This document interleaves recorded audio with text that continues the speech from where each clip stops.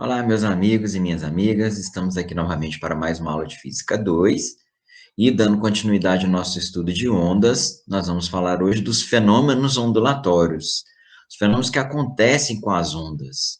A gente tem alguns exemplos aqui, a gente tem aqui a reflexão de ondas, e nessa figura de baixo temos dois fenômenos ao mesmo tempo, a difração e a interferência, que gera esses padrões assim diferentes, bacana.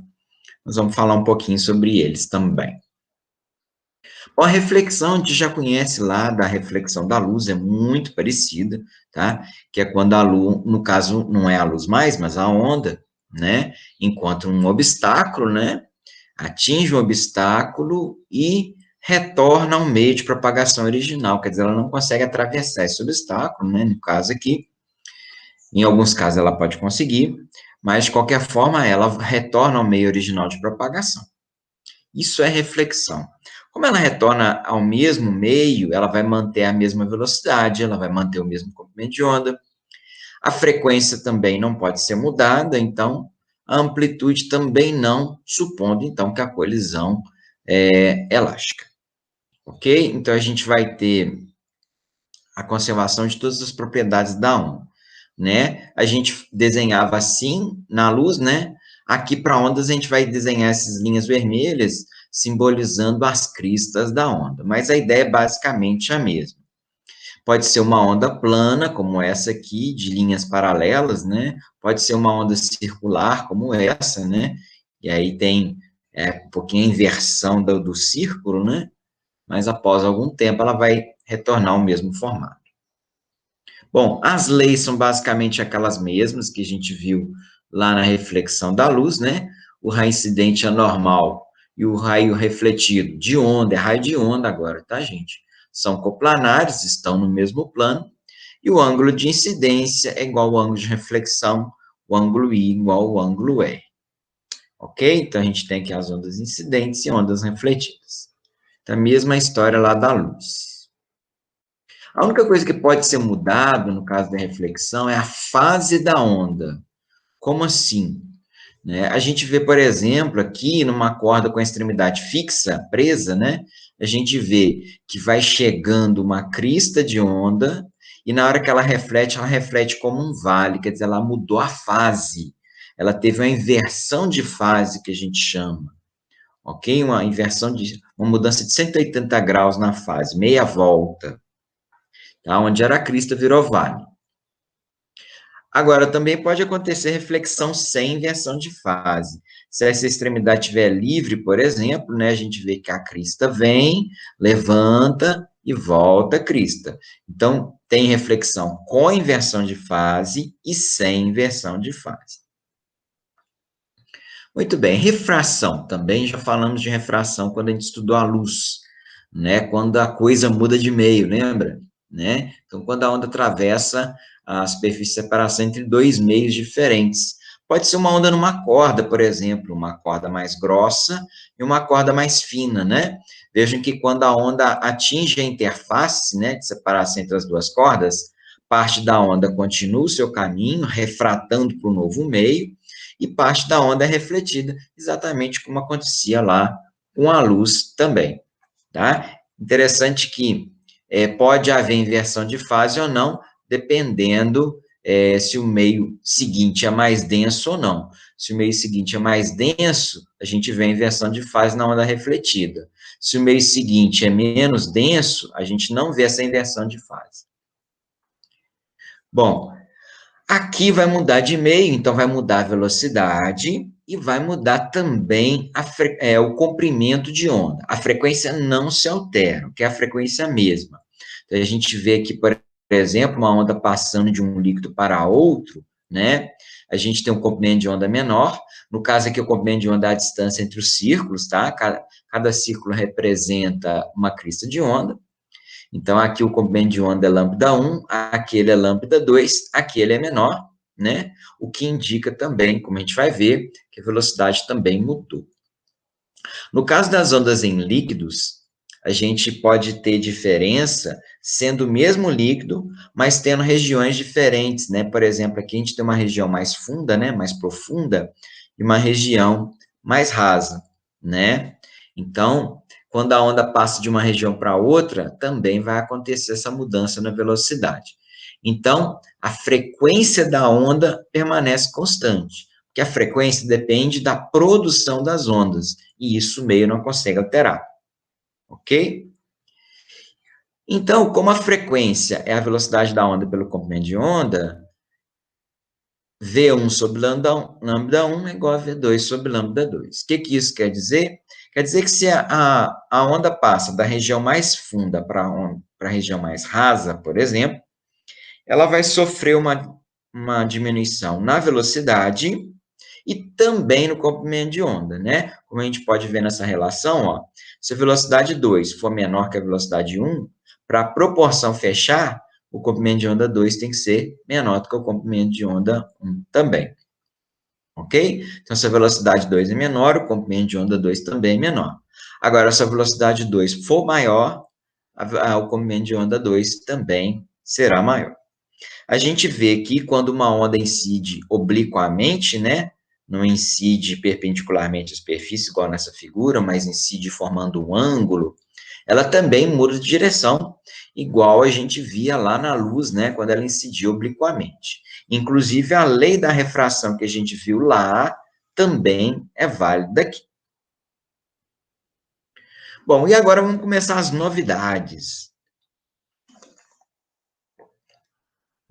A difração. A difração é um fenômeno muito importante, muito interessante, que mostra como que uma onda atravessa uma fenda, como essa que vocês estão observando aqui, tá? Uma pequena fenda aqui.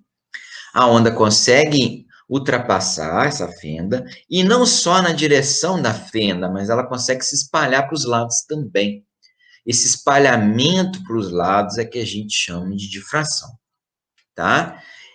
Ela permite também que a onda contorne um obstáculo, como vocês estão vendo aqui, tem uma barreira. A onda ela passa não só por cima da barreira, mas ela se encurva ao redor da barreira também, atingindo o outro lado. Se ela se propagasse apenas em linha reta, ela não ia chegar nesse ponto aqui que chegou. É a difração que faz ela chegar ali, tá? Como a gente tem uma emissão de ondas, por exemplo, de uma estação de rádio, né, que pode contornar montanhas, etc., chegar num receptor, numa região mais afastada e com obstáculos à frente, né? Isso só é possível graças à difração. A difração, ela arredonda, né, ela curva as ondas. Vocês podem ver que essa onda aqui é reta, plana, quando ela passa o orifício, ela se torna uma onda curva, né? Aqui também, aqui a gente vê esse arredondamento. Isso é consequência da difração, tá? E isso ocorre porque as ondas que vêm desse gato, por exemplo, né, o gato Félix, cada pontinho da onda que passar pelo muro dá origem a novas ondas iguais a ela. Porém, como uma fonte pontual gera ondas curvas, como a gente vê aqui nessa simulação. Então, ela consegue contornar o muro e chegar no outro gato que está lá do outro lado do muro. Ok? Bom, a difração, ela depende da largura da fenda ou da largura do obstáculo. No caso aqui, a gente pode ver, ó, aqui a gente tem uma fenda menor e aqui uma fenda maior. Aqui, a curvatura da onda se tornou maior. A gente fala que a difração é mais acentuada. Aqui, a curvatura foi bem menor.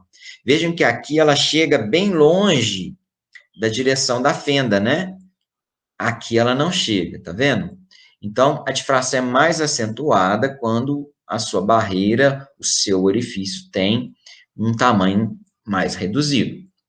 Agora, com o comprimento de onda é o contrário. Quanto maior o comprimento de onda, maior a difração. Então, se a gente compara o som e a luz, por exemplo, o som tem um comprimento de onda muito maior do que o da luz. Então, é muito mais fácil o som se difratar do que a luz. Né? Dando o exemplo aqui dos menininhos no muro, né? O menininho consegue ouvir o outro menino, mas ele não consegue ver, porque o som se difrata com mais facilidade do que a luz, tá? Então, ele não enxerga a luz que veio do outro. mas ele escuta o som que veio do outro. Isso não quer dizer que a luz não se difrate, tá, gente? Só que ela só vai se difratar quando o orifício for bem pequeno. Bom, e a difração se torna máxima quando lambda e d são iguais ou muito próximos, né? Quando o comprimento de onda é próximo da largura do obstáculo ou do orifício, tá? Lambda é aproximadamente igual a d. Nesse caso, a gente tem uma difração máxima. Um encurvamento máximo, um alcance máximo da onda. Muito bem, e nós temos a interferência. A interferência é um fenômeno muito interessante. Assim como a difração, a interferência é exclusiva de ondas. Refração e reflexão também acontece com partículas, né? Agora, interferência de ondas e difração, não. Tá? A interferência, ela é a combinação de duas ondas no mesmo ponto. Então, se você prestar bastante atenção aqui na simulação, você vai ver, então, as duas ondas se unindo, chegando, se juntando, depois cada uma delas segue o seu caminho normal, como se nada tivesse acontecido. Vocês vão ver, por exemplo, que a onda de amplitude maior, ela está sempre indo para a direita. Então, após a junção das duas, ela continua indo para a direita. E a de amplitude menor sempre está indo para a esquerda. E após a junção das duas, ela continua indo para a esquerda. Tá? É interessante, então, que elas podem se juntar, elas geram uma onda maior aonde elas se encontram, onde elas se juntam, mas cada onda existe independentemente uma da outra. Então, elas seguem o seu caminho como se nada tivesse acontecido. Eu costumo dizer que as ondas são meio que fantasmagóricas, né? Uma consegue passar por dentro da outra, né? Coisa que com matéria a gente não consegue, né? A gente sabe que dois corpos não podem ocupar o mesmo lugar no espaço, né? Duas ondas podem, né? Isso eu acho muito bacana. Bom, a gente tem dois tipos de interferência. A gente tem interferência construtiva, que é essa que vocês acabaram de ver na simulação, que é quando a gente tem as duas ondas em fase, ou seja, a crista de uma onda vai encontrar com a crista da outra onda, o vale da onda vai encontrar com o vale da outra onda. O que vai acontecer? A gente vai ter uma onda maior, tá? Que a gente vai ter a superposição de duas amplitudes A, por exemplo, no mesmo ponto, para cima. Então, você vai ter uma amplitude 2A. Então, a sua onda resultante vai ser a soma da amplitude da onda resultante vai ser a soma das amplitudes individuais, certo? Então, a gente tem um vale de amplitude A com outro vale de amplitude A, vai dar um vale de amplitude 2A. Isso é interferência construtiva. As ondas estão em fase, crista com crista, vale com vale. Agora, a interferência pode ser destrutiva, né? Quando há uma diferença de fase de 180 graus, ou seja, uma oposição de fase. Então, nesse caso, está encontrando uma crista, mas com um vale. Então, enquanto a crista gera uma amplitude A para cima, o vale gera o menos A para baixo, de forma que na hora que eu somar mais A com menos A, a amplitude vai dar zero. E a sua onda resultante, na verdade, não é onda. É como se não houvesse a onda. A existência de duas ondas produz um efeito nulo quando a amplitude delas, quando a fase delas é invertida. Isso é interferência destrutiva.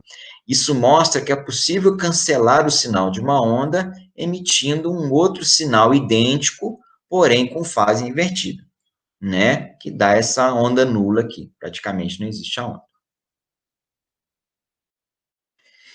E em duas dimensões é muito bacana, e até em três dimensões a gente consegue ver, se formam figuras de interferência, como essa que vocês estão vendo aqui.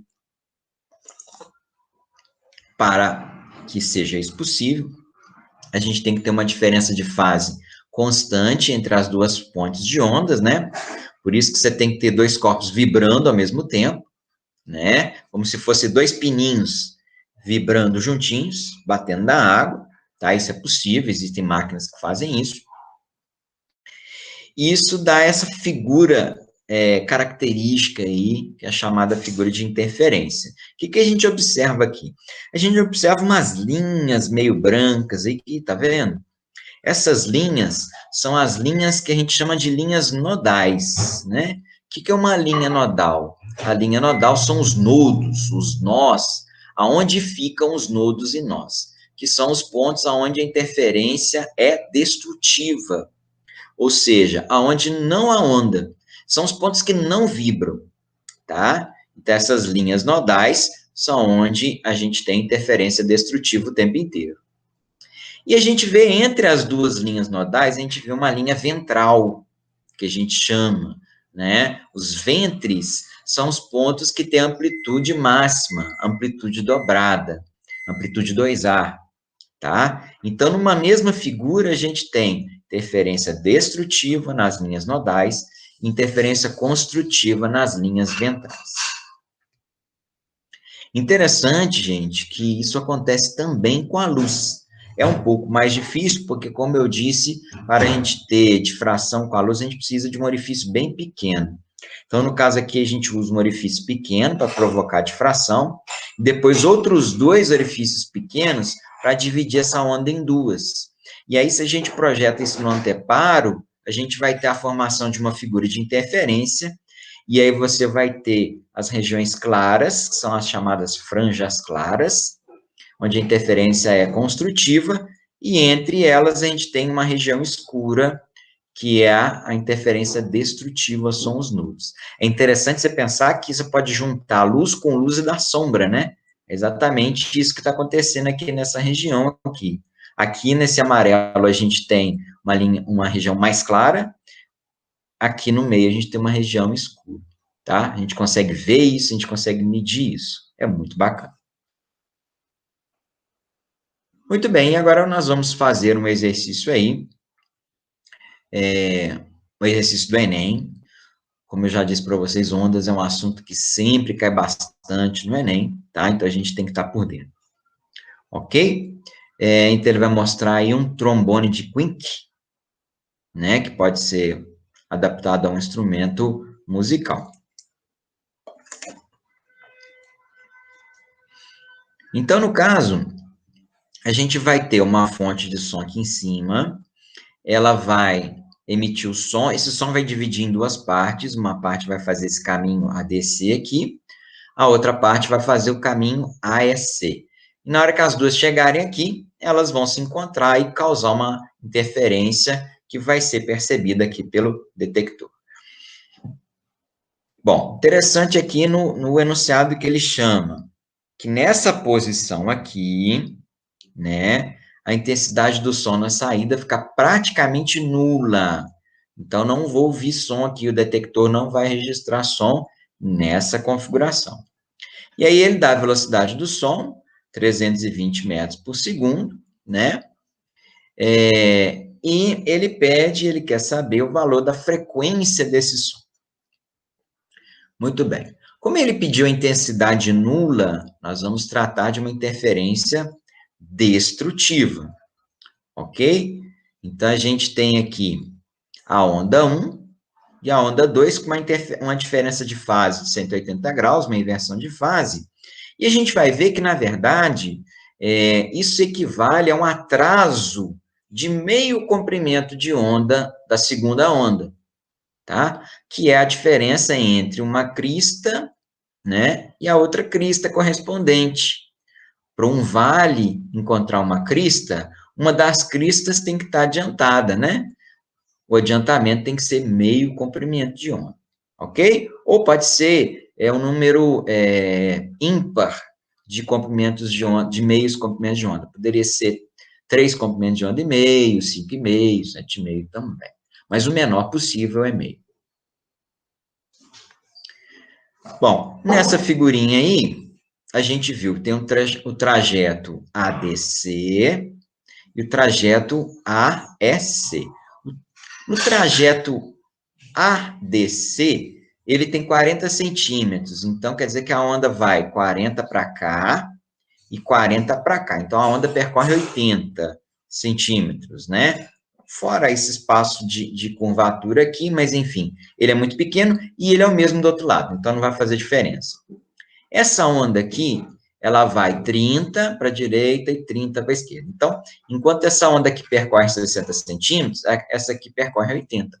Então, ela vai ficar atrasada de 20 centímetros. Esse caminho aqui é atrasado de 20 centímetros.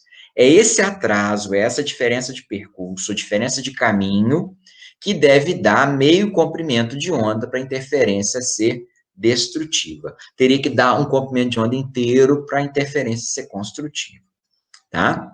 Então, quer dizer que meio comprimento de onda tem que ser 20 centímetros, que é a diferença de caminho.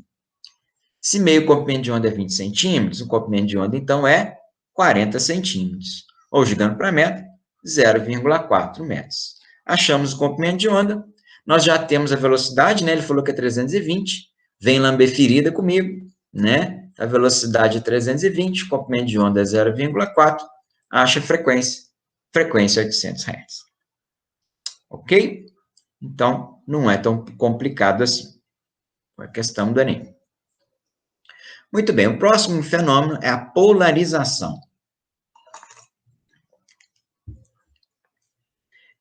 A maioria das ondas não é polarizada. Então, em certos casos, é interessante eu polarizar a onda. Como assim? Eu vou escolher uma determinada direção para ela vibrar. Para isso, eu vou precisar de um polarizador, tá? Um polarizador pode ser um equipamento como esse, por exemplo, para ondas em cordas, né? No caso aqui, o polarizador, ele está permitindo que a onda vibre apenas na vertical, né? Existe um buraco na vertical aqui, que deixa passar as ondas somente na vertical. Interessante quando eu viro esse buraco e coloco na horizontal, porque aí eu estou exigindo que a onda só passe ondas que tenham vibração na horizontal. Mas a onda que está chegando só tem vibração na vertical, então o que acontece? Não vai passar onda nenhuma, tá? Não vai chegar nenhuma onda do outro lado. Por isso que no final da história lá vocês viram que não há onda nenhuma, que não passa onda nenhuma, tá? Porque a polarização não permitiu a passagem daquela onda. Vejam que agora eu vou ficar na horizontal e a onda vem na vertical, ela não consegue passar, então não chega a onda do outro lado. Então, a gente pode ter, por exemplo, aqui uma onda vibrando em várias direções, cada plano desse representa uma onda de vibração, um plano de vibração da onda, mas aí eu tenho um polarizador que tem fenda apenas na vertical. O polarizador com fenda apenas na vertical, ele só deixa passar a onda que vibra na vertical. E aí depois eu coloco um polarizador com fenda na horizontal, ele só deixa passar o que tiver na horizontal, mas a única que chegou é na vertical. Então, não vai passar em nada, né? Então, essa onda que passou aqui, ó, ela é chamada de onda polarizada, tá?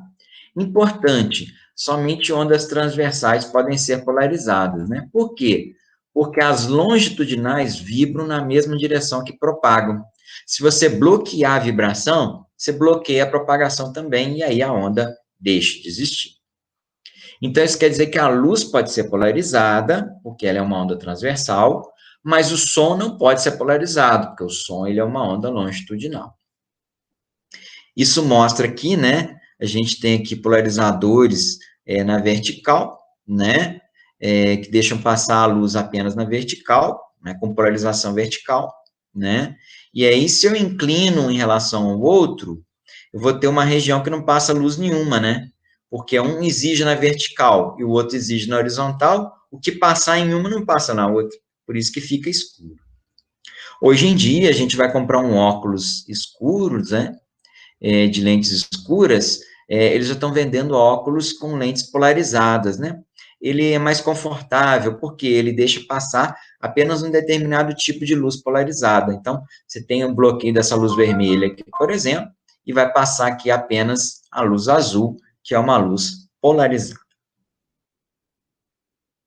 Muito bem, um outro fenômeno interessante é a ressonância. Certamente você já deve ter visto num desenho animado, né? Ou às vezes até num filme, né? Uma pessoa que consegue quebrar uma taça de cristal apenas com um som agudo. Isso é característica da ressonância de ondas, né? Quando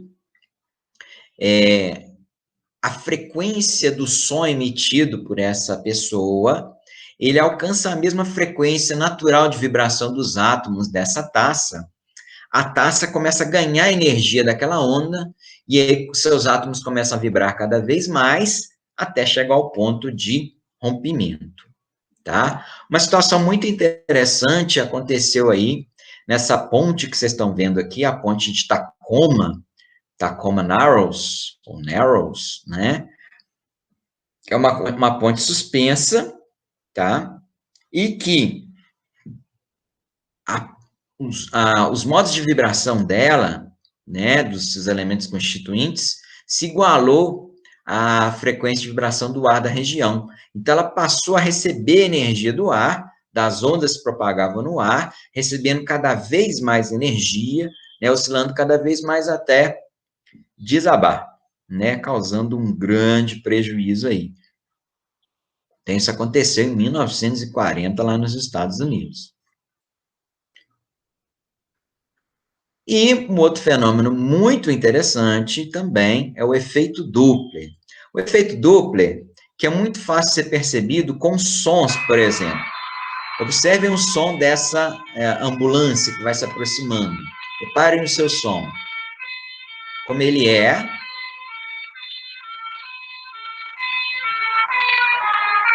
E olha como é que ele fica diferente depois que a ambulância passa, tá? Isso é efeito Doppler. O que é efeito Doppler, então? O efeito Doppler, ele é uma alteração aparente na frequência da onda. Eu digo aparente porque para o motorista da ambulância, o som é o mesmo o tempo inteiro. A gente só percebe a mudança porque há um movimento da ambulância em relação a gente, em relação à câmera, né, que estava filmando lá no dia. Então, vejam aqui, nessa simulação, a gente vê que quando a fonte das ondas, que é o pontinho laranja, vai se movendo, ele vai comprimindo as ondas na frente dele e afastando, esticando as ondas que estão atrás dele, tá? Isso é efeito Doppler. E isso tem uma consequência interessante, que é o seguinte: a pessoa que está observando aqui na frente, ela recebe mais ondas do que receberia se a fonte tivesse parada, ou se ela tivesse parada também, né? Isso vai fazer a frequência para ela parecer maior. No caso do som, como a gente viu aí a ambulância se aproximando, a gente tem um som mais agudo, né? Agora, quando a fonte está se afastando das ondas, do receptor, que é esse caso aqui, ela está puxando as ondas para o lado dela, né? Então, a gente tem menos ondas chegando no receptor do que deveriam chegar. Então, você vai ter uma frequência menor, o que daria, então, um som mais grave, mais abafado, né? Que é o que acontece com a ambulância depois que ela passa. Isso é efeito Doppler. O efeito Doppler que acontece com qualquer onda, tá, gente? Ele acontece com as microondas, por exemplo, e isso pode ser usado em radares de velocidade, para determinar a velocidade. E acontece com a luz também. É muito utilizado na astronomia, a observação da frequência da luz, da cor da luz, que vem de uma estrela muito distante, né? E os astrônomos perceberam que algumas fontes de luz, elas tinham uma cor mais vermelha do que deveriam ter, analisando outras características. E eles concluíram que essas estrelas estão se afastando de nós, né? Elas têm que, em astronomia, se chama de redshift, né? Ou desvio para o vermelho. Como as galáxias estão se afastando, né? Então, como ela causa um efeito Doppler de afastamento, que é isso que está acontecendo aqui, e aí a luz que deveria ser amarelada se torna avermelhada por causa desse fenômeno. Isso é utilizado muito na astronomia para determinar o tipo de movimento que uma galáxia, que uma estrela tem, né? Analisar o que está acontecendo com ela. Então, é muito interessante e muito importante a astronomia também.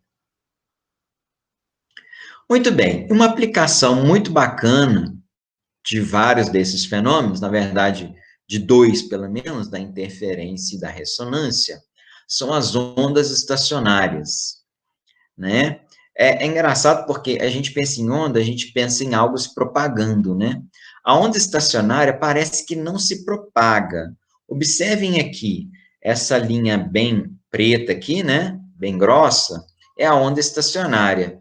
Veja que a impressão que a gente tem é que essa crista, ela não sai daqui, ela só fica crista-vale, crista-vale, né? Quer dizer, o formato, de uma forma geral, ele não varia com o tempo. Agora, se você perceberem um pouquinho mais fraco lá no fundo, a gente tem as ondas se propagando. Tem duas ondas propagando lá no fundo, olha, uma azul e uma vermelha. A azul está indo para a direita e a vermelha está indo para a esquerda. São essas ondas que estão produzindo a onda preta que vocês estão observando, tá? Então, essa onda preta, ela é a interferência, o resultado da interferência da onda azul com a onda vermelha. É uma superposição de ondas iguais e que estão se propagando em sentidos opostos. Então, a gente tem aqui os ventres. O que são os ventres? São esses pontos onde a gente tem um grande deslocamento para cima e para baixo. Ventre lembra a barriga, né, gente? São as barrigas da onda, né? Ó, deslocamento para cima e deslocamento para baixo. Então, isso aqui é um ventre, tá? Aqui outro ventre, mais um ventre, mais um ventre.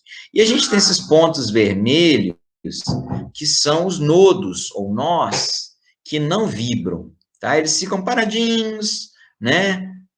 No mesmo lugar, eles nunca vibram, a amplitude de vibração é zero, enquanto que os ventres, também conhecidos como antinodos, né, porque se opõem aos nodos, eles vibram com uma amplitude dobrada, 2A, né, porque são duas ondas com amplitude A, então vai dar uma amplitude 2A.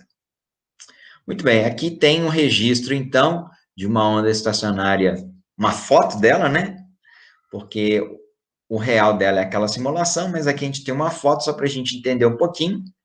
Então, aqui a gente tem um nó, né? Um ventre, aqui também um ventre, né, gente? O outro ventre, aqui seria um nó e aqui mais um outro nó.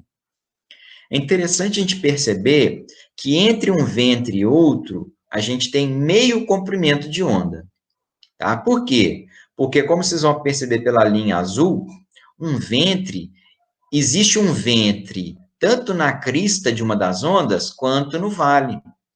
E a distância entre uma crista e um vale, a gente viu já que é meio comprimento de onda. Ok?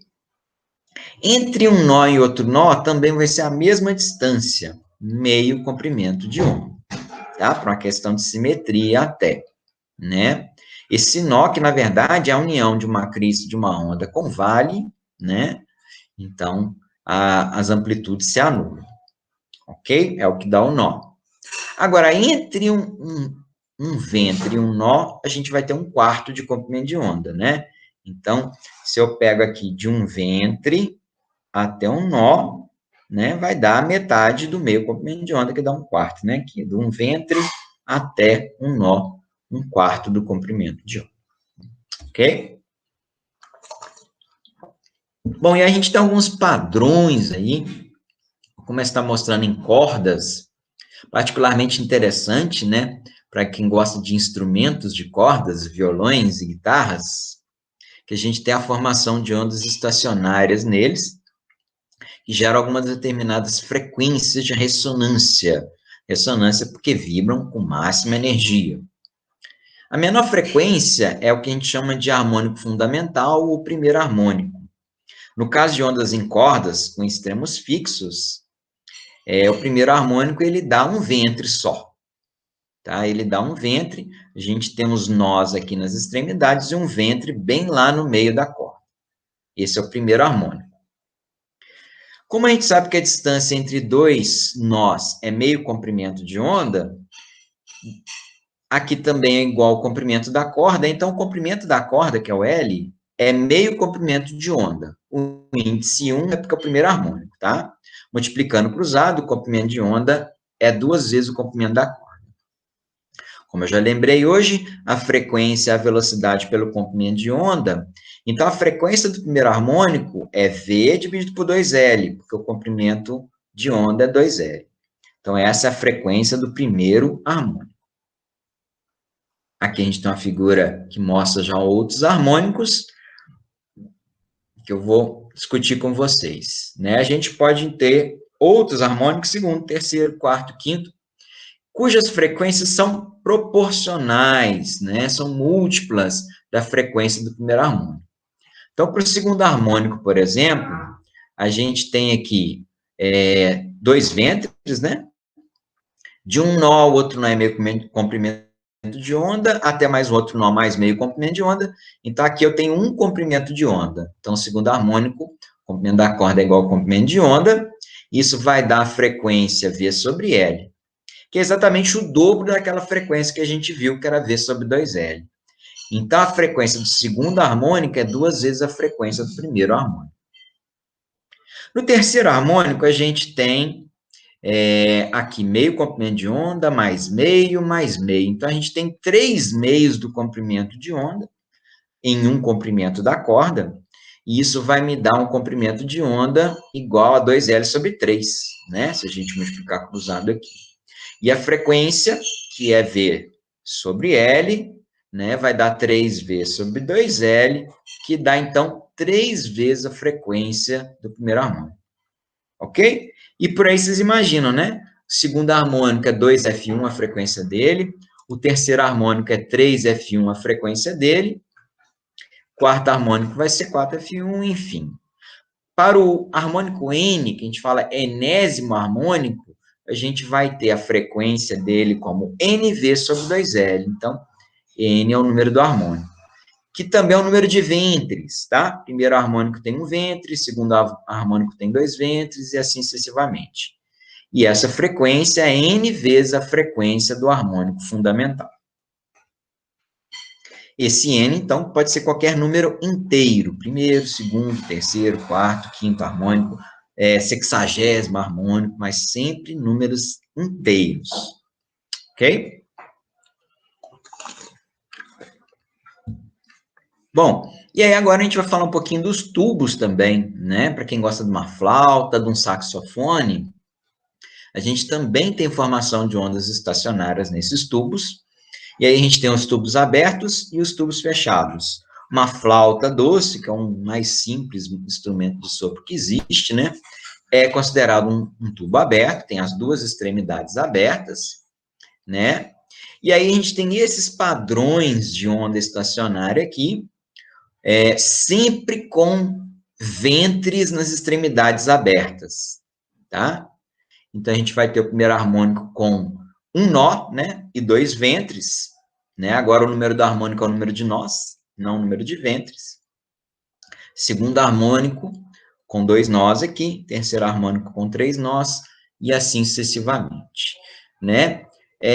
A matemática é muito parecida com as cordas, e a frequência tem a mesma fórmula, NV sobre 2L, onde o N pode ser, então, qualquer número inteiro.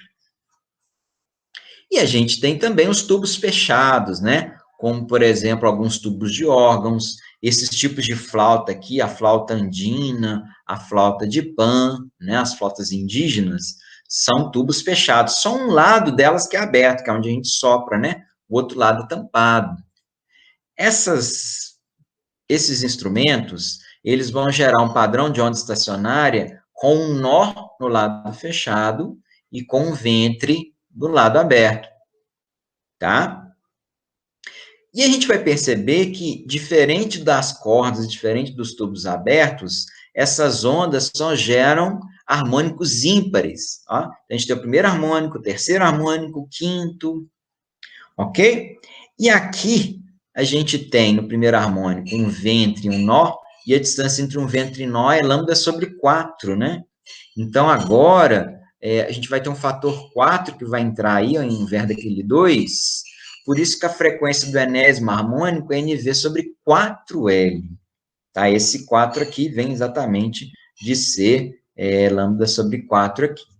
E agora a gente tem a restrição, só para tubos fechados, que os harmônicos têm que ser obrigatoriamente números ímpares, ok? Então, tomem cuidado aí. A fórmula mudou e agora os harmônicos são ímpares. Muito bem, mais uma questão do Enem aí. Essa é fresquinha, hein? Foi Enem desse ano. Foi aplicado Enem desse ano. Alguém vai lembrar dela aí. Alguém fez essa questão aí, vai lembrar dela aí.